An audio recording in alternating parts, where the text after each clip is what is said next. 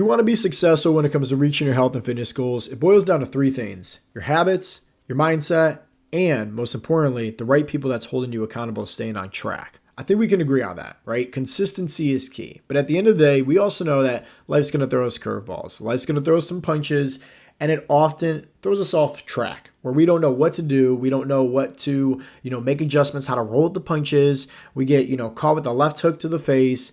We're knocked out, right? We throw in the towel and we quit, right? I don't want that to happen to you anymore. So at the end of the day, this presentation, this is going to help you when it comes to just adapting better habits, right? Making sure that you know how to fit in these habits also with the Heartletics way, which is fitting it best with your lifestyle. Because that's what's going to help you stay consistent. That's what's going to help you be more disciplined when it comes to staying on track with your goals. Just make sure that you have the right people in your corner holding you accountable. Now let's dive in. I want to start off by just asking you, how bad do you want to be successful at reaching your goals? Because at the end of the day, somebody could say they want to be successful, but it might not be a priority to you. And the reality is, before we continue on, if your goals, it's just not a priority to you, you just want to be successful, like kind of want to have it, but you don't actually really want to have it. You don't actually really want to put in the work for it and be disciplined and be consistent.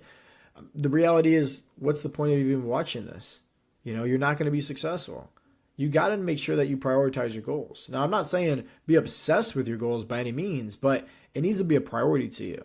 It needs to be something that you know for a fact, hey, I want to be successful. I want to reach my goals. It needs to be a commitment out of you. I love this quote by Mark Twain. He says, to change your life, you need to change your priorities. And there's so much truth to that. Remember, your goals, it needs to be a priority. Now, it does not need to be an obsession. Okay, you'll never hear me say that. I don't want you to put your goals up on a pedestal. That's not healthy. That's not good, right? You don't want to idolize your goals, but it needs to be a priority. You also need to work towards striving, right, and progressing towards your goals. You need to have that commitment within yourself. This is exactly why they need to be a priority to you. Just ask yourself, what would make you run faster? If a grizzly bear was chasing you, or if there was just a random pot of gold in the middle of a field? Of course, you would run 10 times faster if a grizzly bear was chasing you, right? It's for survival purposes. Well, guess what? Your brain, right, needs to prioritize your goals just as willing as the same as trying to run away as fast as you can for survival purposes, right? You have to be willing to prove to, once again, yourself and make a promise to yourself and say, hey, this is how bad I want it. I'm going to be successful. I'm willing to put in the work. I'm willing to make the sacrifice. I'm willing to make the dedication, right? I'm telling you, this is 90% right here is winning the battle, is being successful, is having that promise and commitment within yourself. So now let's talk about the roadmap to actually achieving our goals. Well, this is where we first need to just reverse engineer, right? We want these goals. Maybe it's to lose 20 pounds and get off our high blood pressure medications, right? These are, obtainable goals. We know we can achieve them. Well, it's like, great. Let's just reverse, right? Now, what can we do to make sure that we can be successful? Well, maybe that is tracking our macros and making sure we're sticking within a calorie deficit and, hitting our protein target. Awesome, right? Maybe that's also, working out 3 times a week. Maybe you're doing some dumbbell or kettlebell circuits, right there at home that you can commit to no less than, 20, 30 minutes. Awesome, right? Maybe that's also giving yourself a step goal. So it's like, okay, if these are the habits that's in alignment with our goals of losing the 20 pounds and getting off our blood pressure medications, and let's just say the next, 2-3 months, then it's like we have the game plan. But to make sure that this is sustainable for everybody, we got to make sure that, hey, everything that we're doing currently right now, what adjustments can we do? Is there anything that we can just make small little tweaks? Small little tweaks. I'm telling you, small little tweaks makes a world of a difference. Is there anything that we can do differently now? Like if let's say we are driving to work and every time that we go to work, we park the closest we can right to the door and we're always the one to take the elevator or the escalator. It's like, okay, hey, what if we're like the one that parks all the way in the back? And instead of taking the elevator or the escalator, we take the stairs. And why? Right? Well, because now it's like, hey, we're already going to go to work anyways. We can just park a few minutes, ahead of schedule before we have to clock in because we're going to be walking a little bit. But we know that once again, if we're getting more steps in, if we're tracking, right, our NEATs, our non-exercise activity thermogenesis, and that's in alignment with our goals of losing the 20 pounds and getting off the blood pressure meds in the next couple months, we can see now, right, it's a priority. It's something that's sustainable. It fits right in. So this is where I want you to just identify what are the habits that's needed, right? What is the game plan, the roadmap, right, to be successful at reaching your health and fitness goals, and how can you implement some of them, right, into your current lifestyle, into your current routine right now. So with most people out there, there's four main categories of goals that they try to typically achieve in life. And that's their health goals, their wealth or their, career goals, their relationship goals, and their spirituality goals. Within those main goals, there's the sub goals. And this is where you're finally starting to take action. Because once again, like having the goals right in your mindset, that's 90% of everything right there. But you also got to make sure that you're taking the right action steps. So maybe that's if you're trying to improve your health, you're working out more. If you're trying to, advance in your career or do something you love, maybe that's taking the time just writing down some side hustle ideas because you're getting ready to start your own business. And maybe, your relationships in terms of progression with that, maybe that's spending more quality family time. And maybe to grow with your spirituality, maybe you decide to just go to church and check it out for the first time. And from there, we have our sub goals where we can even break it down even more. So let's say for somebody on their health and fitness journey, now they're giving themselves like a daily goal of maybe doing 100 push-ups a day. Maybe for that person that decided to write down some side hustle ideas, maybe to decide to, go ahead and work for Uber on the weekends just to, build some extra income so that way they can fund their new business, right? So they're taking more action.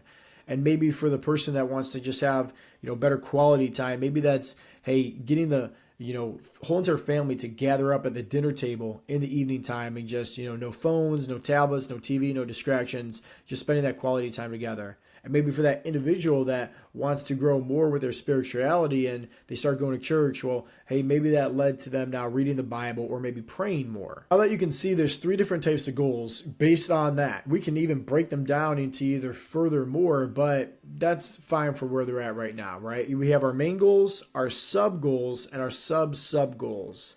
So I want you to just think about your current routine right now, your current lifestyle, everything about you right now currently. If those three things, right, that you can identify about you and your goals, whatever your goals are, right, for your main goals, your sub goals, and your sub goals, what are some things that you can start doing that's in alignment with right over here, your lifestyle, and alignment with obviously your goals? Maybe that's losing the 20 pounds and getting off the blood pressure medications. This is where we really need to focus on what is the easiest thing that we can do. And the reason why easy is so important is because that's such a key word, okay? Easy and sustainable, that's what you want to focus on. Now, with that being said, patience is a virtue, right? Nobody said this is going to happen overnight, but at the end of the day, who wins the race, the tortoise or the hare? So focus on what is some things that we can do within our current lifestyle and just stack, right, these habits that we want that's in alignment with our bigger ticket goal right now. When you do that, that's when you're on the right path. This is when you're on the, creating the right roadmap for success when it comes to reaching your health and fitness goals. And I love this quote right here where it talks about habit stacking. And, it's the process of attaching a new desired habit to an existing one, taking advantage of those things you do automatically and piggybacking a desired new habit on top of it. Here are 10 non-negotiables, aka deep-rooted habits that I gave myself. And I recommend that you make a list for yourself as well. And remember, a few things here. You want to take a look at your goals. So what are your goals in life? Like maybe it's your health goals, maybe it's your relationship goals, your wealth goals, maybe it's your spirituality goals. Take a look at those goals. And then from there, your sub goals and then your sub goals. Okay, so you're identifying now all of your goals that you want to be successful at achieving. And then from there, you're breaking up into your lifestyle, your routine. And then all you're doing is pretty much making a contract within yourself. I like to say just a list of non-negotiables. Maybe start off with 5 if you've never done this before, but try your best to progress into different categories where the more the merrier. I'm not saying be obsessed with it, but hey, it's going to make you feel 10 times better knowing that you're doing everything you can underneath the sun that's in alignment with your goals right now, but it's also sustainable for your current lifestyle. So here's 10 that I just focus on. So number one is, praying, right? Or just spending time in gratitude, whether that's going for a walk, just thinking about all the, the things I have going well in my life, whether it's the business, whether it's the family, whether it's, the relationships. Second thing is, non-negotiable is, reading the Bible. Third for me is my daily intentions. I'm writing them out. So what is that? It's my, what am I going to do today that's going to move the needle forward towards my goals? So maybe for me, if I'm training for a certain event, like I want to make sure that I look my best, I want to feel my best. I know if I'm at 10% body fat, hey, I'm going to be able to look my best and feel my best. And maybe that's one of my bigger ticket goals, right? To get back to that 10% body fat range. So maybe to move the needle forward for that, it would say, okay, hey, I don't normally do this, but on this day, I'm going to go for like 10 extra sprints. I'm going to really like spice it up, right? Or maybe I'm going to, sign up for a cardio boxing class for extra, fat loss. So it's just like I'm focusing on doing some extra things. So I want to write out my daily intentions. I think this is so important also because during time of reflection that I'll get to in number 10 here, you can really look back and start thinking, man, I'm really doing the things that I'm saying I'm going to do. I'm building trust. I'm building confidence within myself. Number 4, quality family time. So when I think about quality family time, I think about time where, I'm not on my phone, time where I'm not on social media, time where I'm just present with the family. We're just talking, we're interacting with one another. Number 5, right? Exercise 30 minutes. Right now, right? It's not specific. It's broad, right? Just exercise 30 minutes. That could be me going for a walk. That could be going for a run. That could be me doing a circuit here right at home. That could be me going to the gym. That could be me working out 45 minutes or, an hour, whatever the case may be. But bare minimum, I'm exercising at least 30 minutes each and every day. I know the importance of me filling up my cup, me, focusing on becoming the best version of myself and how I use, weightlifting and strength as, a way of an outlet for stress. And hey, it makes everything better, right, for me. So I understand the importance. So that's where it's at. Number 6, tracking macros. Once again, like, hey, to look the par, you also have to walk the walk. You can't just, out train a bad diet here. So I always want to make sure that I want to stay disciplined when it comes to tracking my macros. Could I get more specific with this? Absolutely, right? Like I could have put in there, hey, hit X amount of grams of protein, but right now it's just track macros, right? Stay disciplined with that. I know if I track, I typically have an easier time staying consistent. Number 7, create content, right, for business. Now, once again, I could have been more specific. I could have been more dialed in and say, hey, create X amount of posts on, Instagram for these reels, connect with these emails and do this. Once again, these are just non-negotiables. You can make this as broad or as specific as you want.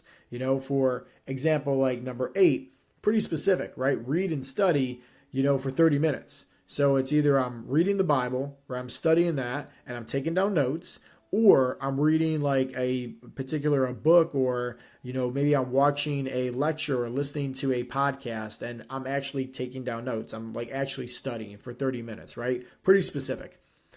Even number 9, right? Kind of specific as well. Meditate, so it's 10 minutes long. Meditate, and whether that is with a guided meditation on YouTube or whether that's just binaural beats in my own, head, and that's it. Meditate 10 minutes. So these are my non-negotiables. And at the very end, right, reflection. I think this is something that if you are a man that is looking to improve on your overall health and life and confidence within yourself, you need to focus on a reflection time, right? And all that is think about it like just debriefing, right, from the course of the day, and just evaluating also, what were your wins? What were the things that you wish you could have changed? What were the things that you wish you could have improved on? Like, were you reaching your goals? Like, this is a time also where you can hold yourself accountable. I love reflection time, honestly. It's once again, you have to hold yourself accountable. And if you don't have anybody in your corner holding you accountable, like, how successful are you really going to be at the end of the day? It's very easy to fall off track. It's very easy for you to lack the discipline and lack the consistency if nobody's in your corner holding you accountable.